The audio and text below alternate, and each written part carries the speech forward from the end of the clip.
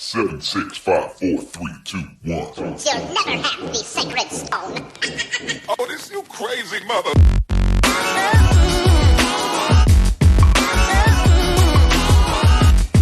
Is she satisfied or dissatisfied? She is just a customer, just like everyone else. Like always, giving it to you raw and unedited. Over to you, the short one.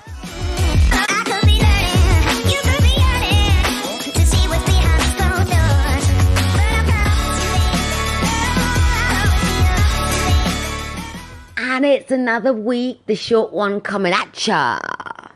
So, I'm feeling very tired. I should do my podcast earlier, but then I always think there's so much noise outside. Police cars, ambulances, traffic noises, road rage, all that kind of stuff, you know. But one good thing about living in a town centre is you learn new swear words. And the drunken arguments on a weekend night, hilarious, absolutely hilarious. But yeah, so anyway, right, stay awake. Okay, so what's happened in this past week? Okay, so I'm in London for most of the days of the week last week, and went to Brent Cross Shopping Centre, and just walking through the, in the shopping centre, in the middle, walking around outside the shop doors. I don't know, aisles? Not aisles. I don't know, whatever. Anyway, it's late. So I'm walking and everything, and I see this lady drinking what looks like a still lemonade in like those plastic cups, and suddenly it just sent a trigger to my brain. It was like, you want a still lemonade, but not in a plastic cup, because usually, like, it's so weird, but I can drink any drink except alcohol, and it will never quench my thirst.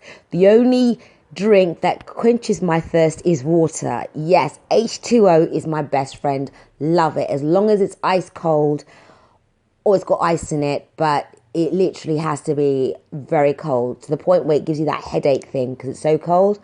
But yeah, so suddenly I had this craving for still lemonade. Went to Marks and Spencer's. They had a huge bottle, and I was like, for the price of that, I know I want a hit, but not for that price.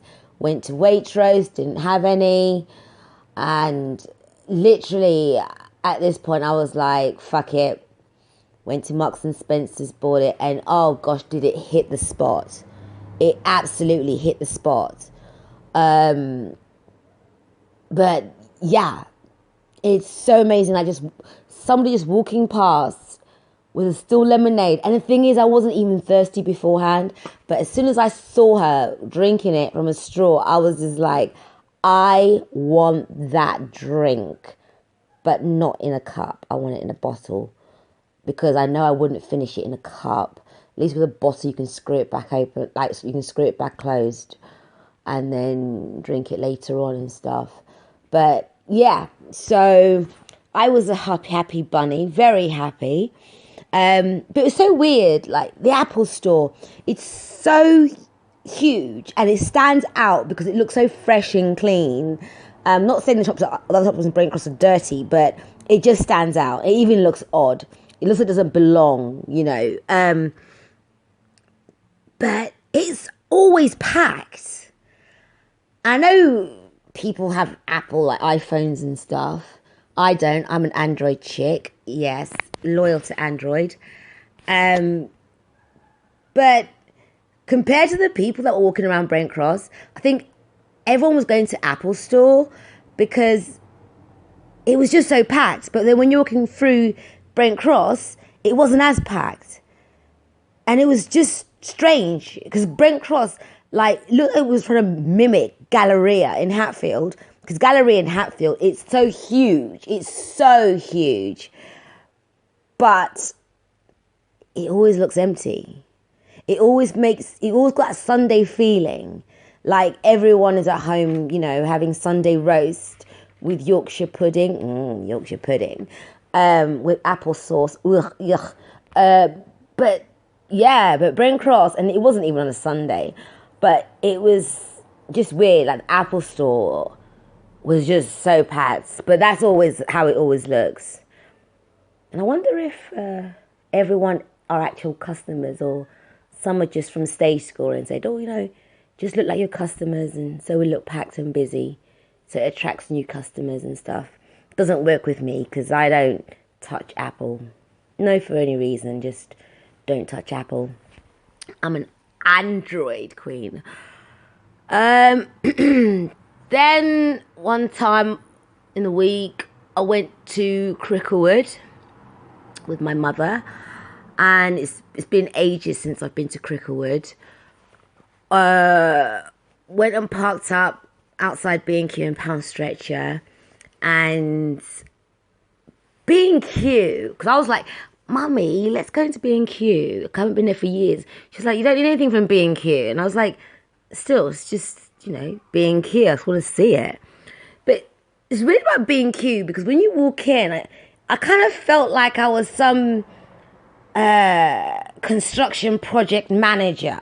Like I was just coming to check on the staff and to see how things are going, and if everything is, spent within budget, if everything is going to meet the deadlines and that kind of stuff. It was such a weird feeling, walking down the aisles. It's almost like I was checking to make sure that, yep, okay, yep, yep. But it was really weird, but I enjoyed it.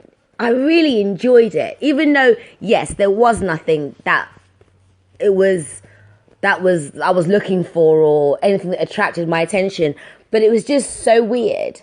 I did sing like 2 songs from the Carpenters and 3 songs from the Monkees, not because they were playing it, it's just that I just channeled my inner Karen Carpenter, and then the Monkees, whoever came from the Monkees, I've forgotten who was in the Monkees, but anyway, so that was a nice experience, but it's just weird how it just made me feel like I was a project manager and just coming to check things. And then, oh gosh, went into Pound Stretcher, because I haven't been to Pound Stretcher for many years. And, I think I've realised that I can't handle mess and noise, and not noises in volume, but noises in like there's so much stuff going on. But walking into Pound Stretcher, it was just crazy. My brain was just about to explode. Like it just looked so messy and chaotic, and it wasn't the Pound Stretcher that I used to know many years ago. It was just so claustrophobic and anxiety. And then after that, poodled down the Edgware Road, and then went to the Chinese supermarket up in Colindale, the new one, and that was empty. I think me and my mum were the only customers in there. But I was on a mission to find chili oil. Now the thing is, I'm not a huge fan of hot food, but for some reason there's certain things or certain chilies that I can take. But the thing is, when I eat it, like my mucus is dripping, like nose is just dripping everywhere. My lips feel like they're swollen. My tongue feels like it's swollen, and I'm not enjoying the food because I can't taste it because my tongue is burnt off.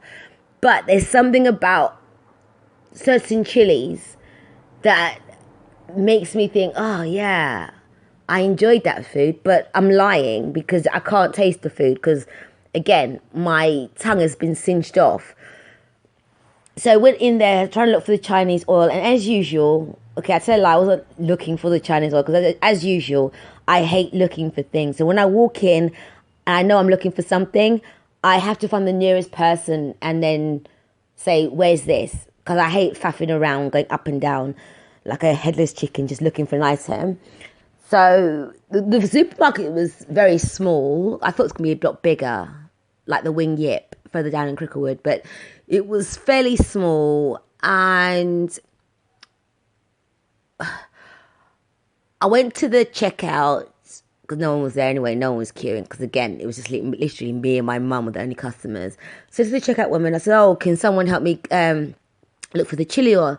And then she pressed the little buzzy thing, and then a woman came from out of nowhere, and she goes like, this woman is assistant looking for chili oil.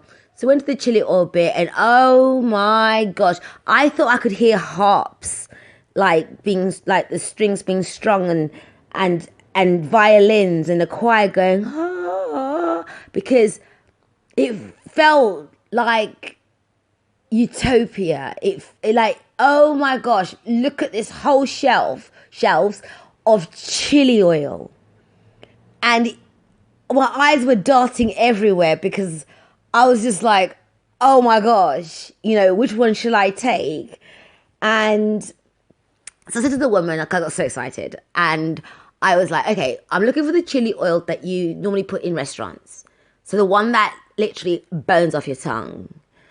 And so she picked out one for me, but I know that brand because I said, well, I'm sure Sainsbury's have that, and I bought it, and literally you could give it to a baby, like even a newborn baby, because there was no chili in it. But she goes to me, oh, no, it's very hot, it's very hot. So I was like, okay. So I just thought, let me buy it anyway. But it was so weird because she was really nice. We had a little bit of banter as well. And it was a nice experience. The customer service was surprisingly on par, because before that, many years ago, there was another Chinese supermarket and restaurants, Johan Plaza, Oriental City, pick the name that you wish to. And everyone had attitude. Everyone literally had attitude. And even in Wing Yip, they have attitude as well. So I've always thought that the supermarkets, people don't really want to help you out kind of thing. So this time around, I was very surprised. And I just thought, okay. And I even thought to myself, even if it's the wrong chili oil, I'm not going to hold it against her, because she didn't have to be nice. But she was actually really nice. And even when the checkout, the lady at the checkout was like, oh, did you get what you wanted? And I was like, yes, actually I did, Because again, even she was caring. But it was just a shame that it was empty, because it would have been nice for it to be a little bit packed, or to have at least one more customer in there, because me and my mum didn't really spend much. So it wasn't like, oh my gosh, there's customers spending loads. Oh, look at us making a profit. But yeah, so I've no idea what's going on there. So I was in London for a few days, and London's really weird. It's changing. I mean, I'm a London girl, obviously, and one thing that brought me to Hertfordshire was the fact that I kind of found like London, people complained a lot about everything and anything, and I'm not so much a city girl like Zone 1, but when I was there, it was so weird. Everyone just looked, I wouldn't say miserable, but just sad. I don't know if it's to do with the knife crime and, with all the media hype about the knife crimes and going on and stuff. But, even myself, I couldn't feel comfortable and relaxed. I always felt like I had to be on edge. And I guess that's what all the other Londoners were doing. That you kind of had to feel on edge. And it just wasn't nice. It wasn't like pleasant. And I was hoping to come back to St Albans as quickly as possible, because it was just, you have to always be on your guard, because unfortunately with the knife crime, like innocent people get attacked and you could be in the crossfire of anything. But yeah, so it's a bit of a shame, really. Maybe it's the areas that I was in. That's why they look miserable. Maybe if I went somewhere else, maybe people wouldn't have been miserable. But yeah, it was just like a dark grey cloud, like just hanging over everyone's head, including mine. Yeah. So anyway, got back to St Albans eventually. And oh no, wait, haven't got one more little other event. So I went to Carmelli's Jewish bakery that I mentioned in my previous podcast, and I wanted to get my usual, because I just wanted a sweet, like, bite to eat. Nothing huge, nothing extravagant. My sweet tooth was just coming out and saying, sweet tooth me now. So I went to Carmelli's and they didn't have my usual. So I was forced to change. Now, one thing about me, I'm very anal about change, especially to something that I'm used to. And anyway, so I was forced to buy a chocolate chip cake. And now Carmelli's is very pricey, but it's worth the price. And I bought a chocolate chip cake, got home, and it was dry. And I thought, no, Carmelli's, don't slip in your standards. It was literally dry. And I went to say to my cousin, look, you better finish it. I think out of the whole loaf, I must have had about 3 chocolate chips. I picked that out. And I did take about a few bites of the actual spongy bit. The first one was like, no, that can't be dry. I must not be like, I don't know, appreciating it. Took another little bite. I was like, oh shit, I think it's dry. And I was like, nope, it's not dry. And then took another one and I thought, okay, yeah, it's dry. But yeah, that was disappointing.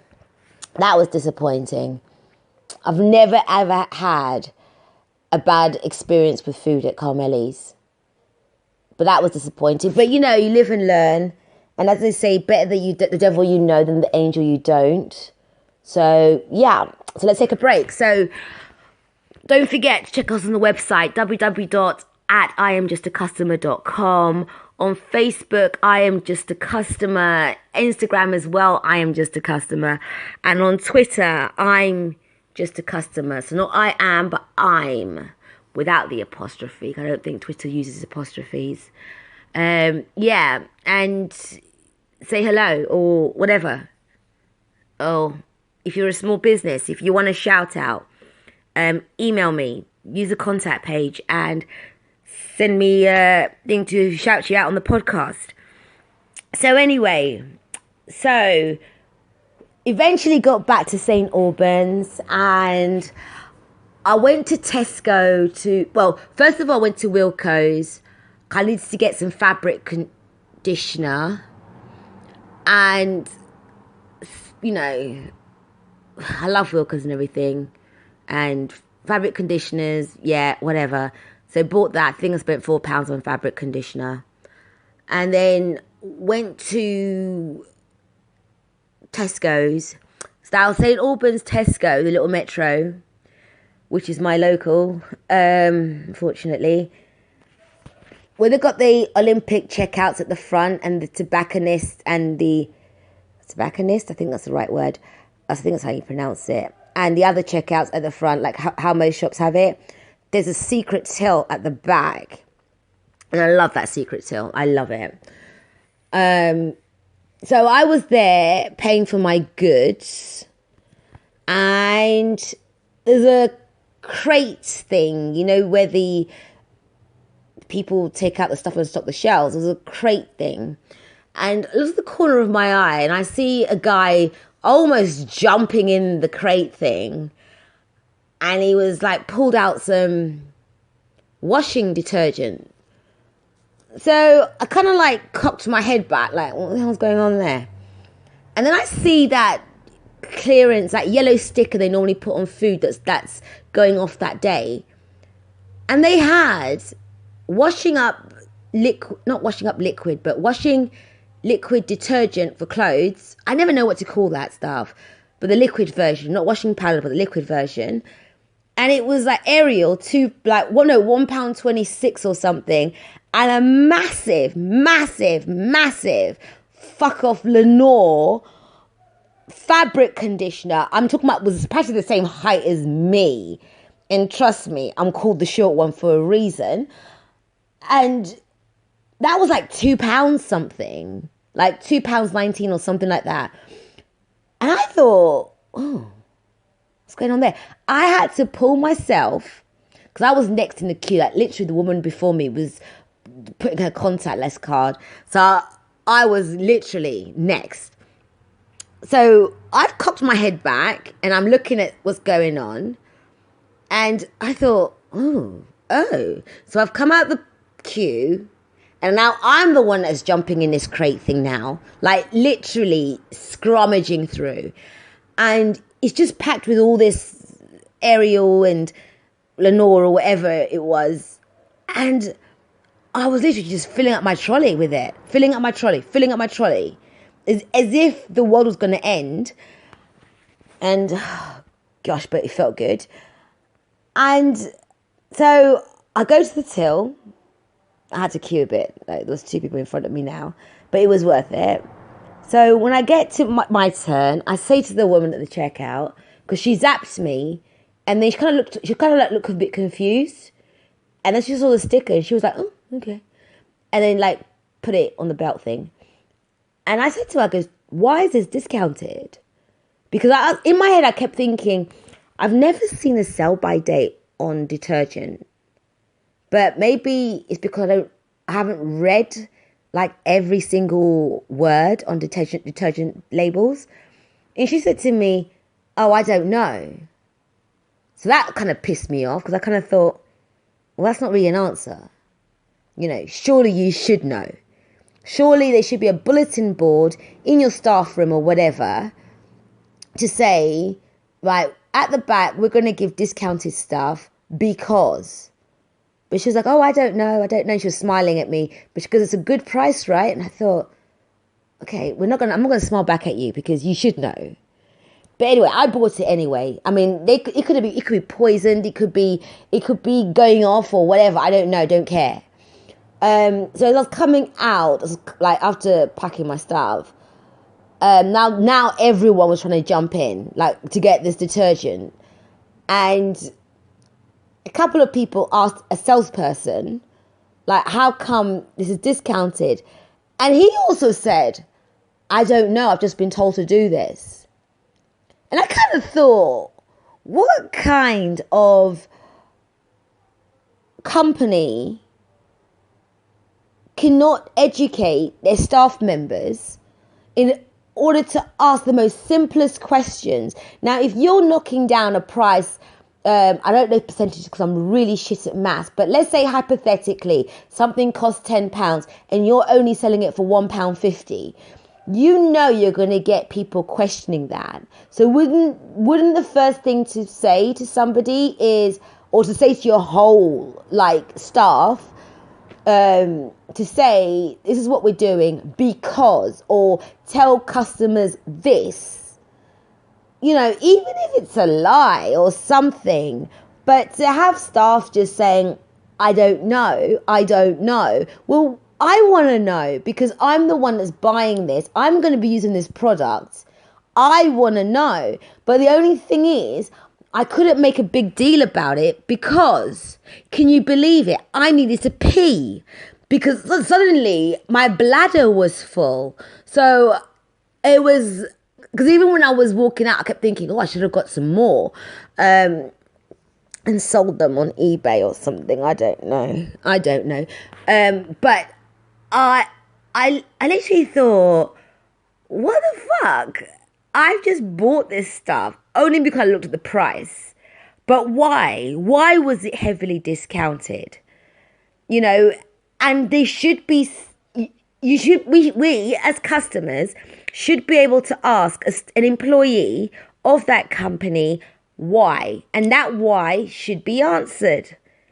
You know, but because we're, you know, counting the pennies, we're not going to like, you know, knock you and everything, but it's nice to know, or to have the question of why answered.